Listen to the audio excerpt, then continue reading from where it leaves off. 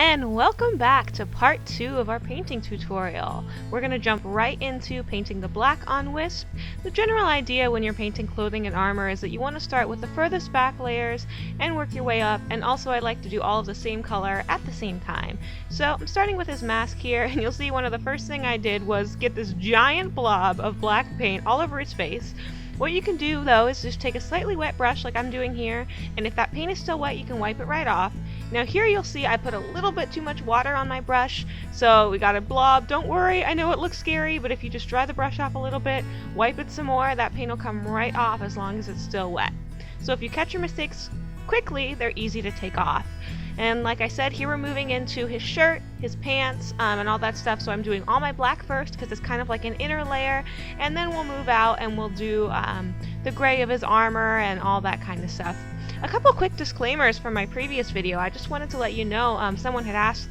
No, I didn't bother removing the mold lines that you can see like on his hair and on the side edges, where the two pieces of the mold during casting. You can see it there on the edge of his cape on the left side, where those two edges meet. You can take them off. They're really easy to take off. You can file them off with a metal filer, or you can use a sharp knife to cut them off. I just decided that for myself I didn't really care if they were there or not, so I left them on, and I think that ultimately in the final product for myself they didn't make a huge difference. If they do bother you, they're not that difficult to take off, and there's a bunch of great tutorials online for how to do that if you're not quite sure. As I said, now we're just continuing on with the black, and for the black I also, he is wearing gloves, so I'm doing his hands black as well. This is the back strap of his face masks, that bandana sort of thing he's got, and I'm painting all of that black.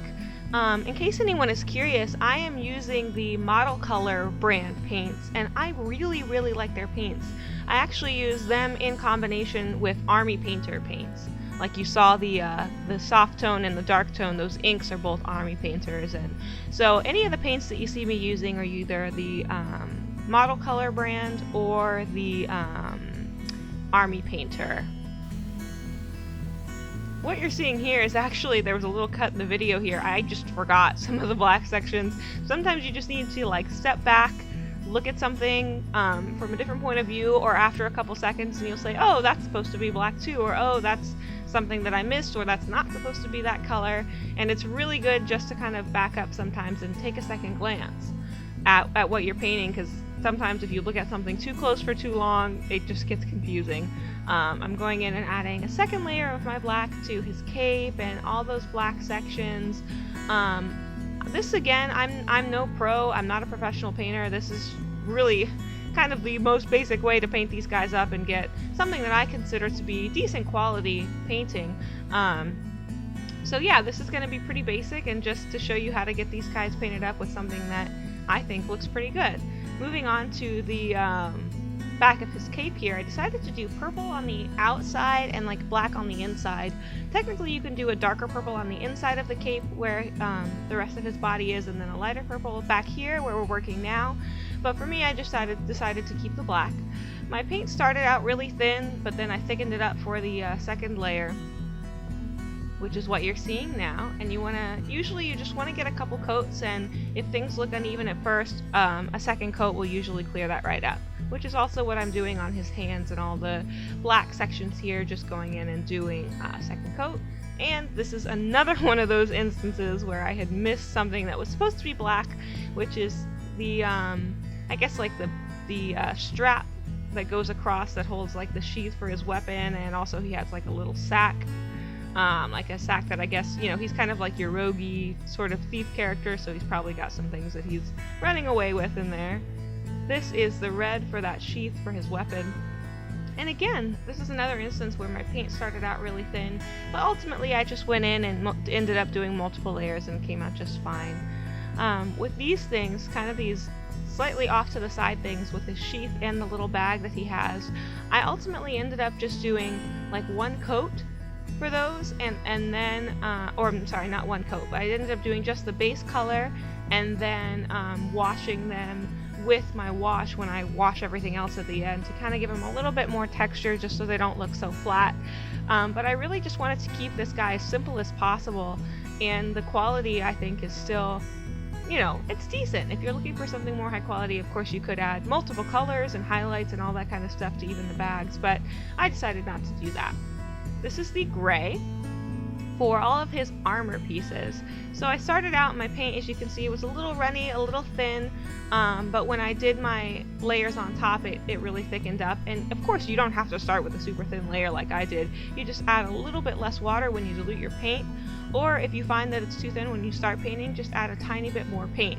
One thing I always ended up doing, especially when I first got started, was I just had way more paint than I needed. So of course it's better to start with a little bit of paint and then move up. Right there you can see I had gotten a little bit of gray, but used a wet brush to take it off on a section that was supposed to be black. So I'm putting the gray on the cuffs around his arms, near the wrists. He's got like a chest plate, and then he has like some knee guards and some metal armory boot greave things. That's the technical term, of course, metally arm, metally leg greave things. So just going through, and this is a second coat, you can see is a little bit thicker, painting all of that gray. I'm also going to be painting his the weapon that he has on the other side, which is a little funny that he has like a sheath on one side and then just a weapon on the other side.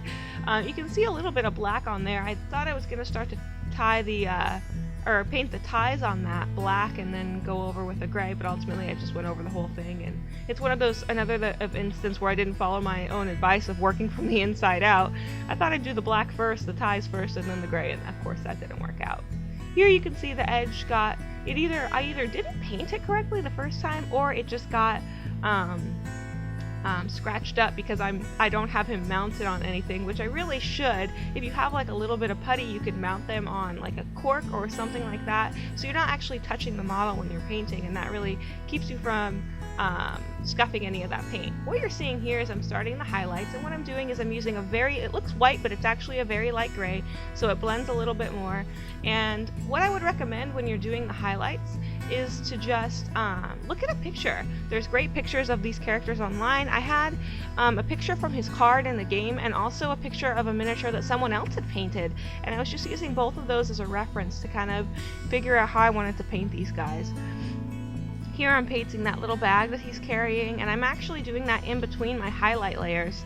Here, this is actually, I thought I was going to do some dry brushing to highlight his cape in the back, but my brush was too wet and I wasn't really liking the way it looked, so I ended up just doing some like regular painting on the highlights, and I didn't do, to be honest, looking back on this, I did not do a very good job of getting those highlights where they meant to be. I could have done a little bit more, but the general idea is there.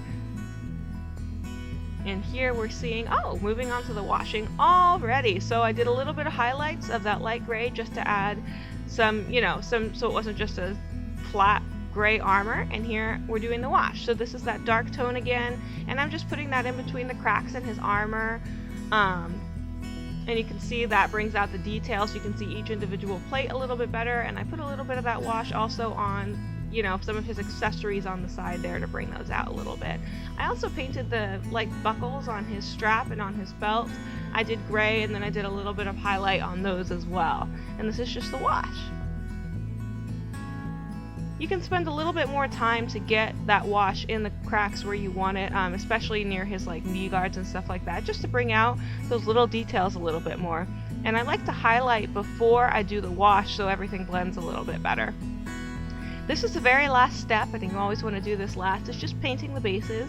You can paint the bases to look like the cobblestones in the Arcadia Quest base game. I like to do them black so that I can use them for anything, and also I'm kind of lazy. That's kind of the gist of this whole thing, is it's an easy way to get everything done. So that's it. Let's look at some pictures of him all completed.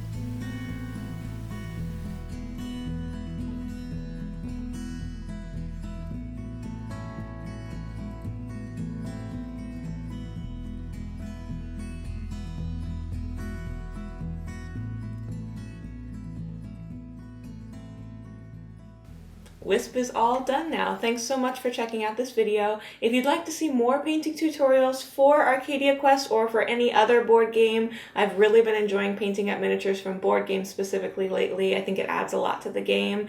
Just leave a comment down below and let me know what you'd like to see. Thanks for watching.